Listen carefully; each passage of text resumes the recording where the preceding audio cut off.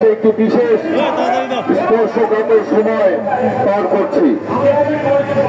5ই August ছাত্র বিপ্লবের মধ্য দিয়ে ফ্যাসিস্ট হাসিনার পতনের পর আমরা ভারতের যে রূপ দেখতে পাচ্ছি তা বাংলাদেশের জন্য অত্যন্ত দুর্ভাগ্যজনক। আমরা ভারতকে বন্ধু রাষ্ট্র হিসাবে জানি মানি, কিন্তু ভারত বাংলাদেশের মানুষের সাথে তারা বন্ধুত্ব করতে চায় না। ভারতের বন্ধুত্ব শেখ হাসিনা, শেখ পরিবার এবং আওয়ামী লীগের সাথে, বাংলাদেশের জনগণের সাথে তারা বন্ধুত্ব করতে চায় না। সে কারণে গত 15 বছর শেখ হাসিনা বাংলাদেশে যখন গণতন্ত্রকে হরণ করে নিয়েছে, অধিকারকে হরণ করে নিয়েছে, যখন দেশের মানুষের উপর দমন নিপীড়ন চালিয়েছে, মানবাধিকার লঙ্ঘন করেছে, তখন সারা বিশ্ব গণতন্ত্রকামী রাষ্ট্রগুলো, সংস্থাগুলো সোচ্চার হলেও ভারতকে আমরা দেখেছি সেই শেখ হাসিনাকে সমর্থন করতে। যে কারণে বাংলাদেশের মানুষ, আমরা বারবার বলেছি ভারতকে যে বাংলাদেশের মানুষের সাথে আপনারা বন্ধুত্ব করুন, আমরা ভারতকে বন্ধু হিসাবে দেখতে চাই, কিন্তু ভারত সে পথে হাতে নাই। কারণ ভারত মনে করে শেখ হাসিনা ক্ষমতায় থাকলে বাংলাদেশকে তাদের পরায়ত্ত করা সম্ভব, আওয়ামী লীগ ক্ষমতায় থাকলে বাংলাদেশে তাদের আধিপত্যবাদ বিস্তার করা সম্ভব, আওয়ামী গোষ্ঠী ক্ষমতায় থাকলে বাংলাদেশে আগ্রাসন চালানো সম্ভব। আমরা তাই দেখেছি আওয়ামী লীগের আমলে ভারত বাংলাদেশের সার্বভৌমত্ব, স্বাধীনতা বিপন্নকারী অনেক চুক্তি হাসিনাকে দিয়ে করিয়ে নিয়েছে, যা অন্য কোন সরকারের থাকলে সেটা করানো সম্ভব হতো না। আমরা তার বিরুদ্ধে সোচ্চার ছিলাম, কিন্তু হাসিনা সেখানে জনগণের রায়ে কোন কথা বলে নাই, বরঞ্চ বলেছে ভারতকে যা দিয়েছি তা ভারত চিরদিন মনে রাখবে। সেইটা আমরা আজকে দেখতে পাচ্ছি যে শেখ হাসিনা 15 বছর বাংলাদেশের সার্বভৌমত্বকে টিকিয়ে দিয়ে স্বাধীনতাকে বিপন্ন করে ভারতকে যা দিয়েছে তার প্রতিদান ভারত আজকে দিচ্ছে। এই গণহত্যাকারী শেখ হাসিনা 5 আগস্ট গণধাওয়া খেয়ে ভারতে পালিয়ে গেছে, বলেছিল কয়েক ঘন্টা ভারতে অবস্থান করবে, ভারতের সরকার থেকেও দেওয়া হয়েছিল, কিন্তু শেখ হাসিনার সেই কয়েক ঘন্টা, কয়েক শত ঘন্টা পার হলেও সেই কয়েক ঘন্টা শেষ হচ্ছে না।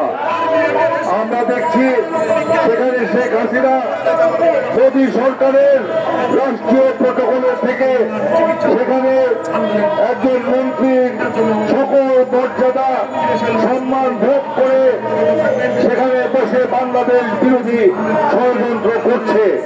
তাহলে কি বাংলাদেশের মানুষ ধরে নিব যে শেখ হাসিনার এই বাংলাদেশ বিরোধী ষড়যন্ত্রের সাথে ভারতও জড়িত? আজকে বাংলাদেশের মানুষ তা মনে করতে শুরু করেছে। আমরা ভারতকে বলতে চাই, শেখ হাসিনা আপনাদের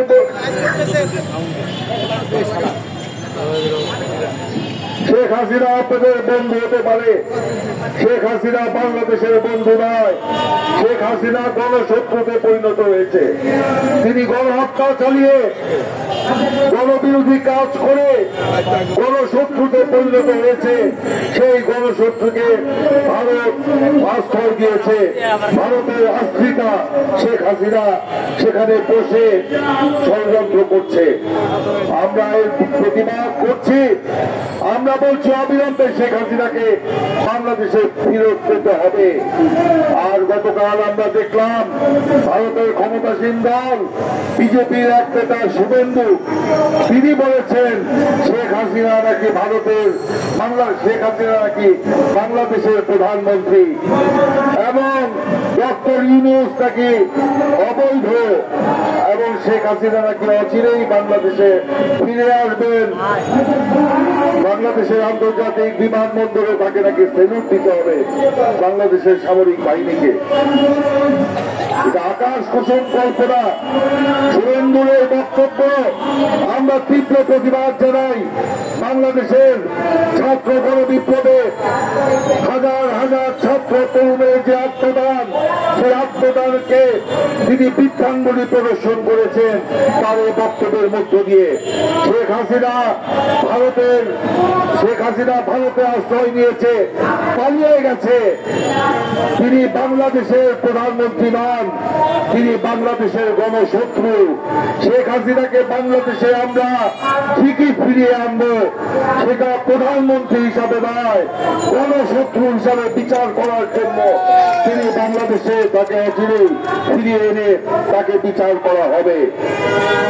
বন্ধুগণ, বাংলাদেশের মানুষ 1971 সালের এই ডিসেম্বর মাসে আত্মনিয়ন্ত্রণের অধিকারের জন্য জীবন দিয়েছিল, দেশ স্বাধীন করেছিল। আজকে বাংলাদেশের স্বাধীনতাকে বিপন্ন করার ষড়যন্ত্র করা হচ্ছে। আমরা বলতে চাই যে পাকিস্তানের কাছ থেকে আমরা স্বাধীনতা কেড়ে দিয়ে এসেছি, যুদ্ধ করেছি। ভারতের পদদলে আমাদের সেই স্বাধীনতাকে বিকিয়ে দেবার জন্য নয়। বাংলাদেশের স্বাধীনতা কারো কয়ের দান নয়। বাংলাদেশের স্বাধীনতা লক্ষ লক্ষ নারী পুরুষের রক্তে কেনা স্বাধীনতা। এই স্বাধীনতাকে কেউ বিপন্ন করতে চাইলে তার সেই কালো হাত ঘুরিয়ে দেওয়া হবে, ভেঙে দেওয়া হবে। বন্ধুগণ, এই ডিসেম্বর মাসে দেশ স্বাধীন হয়েছিল 71 সালে। আমরা যুদ্ধ করে বাংলাদেশ স্বাধীন করেছি, অন্য কোন দেশের চোখ রাঙানি দেখার জন্য নয়।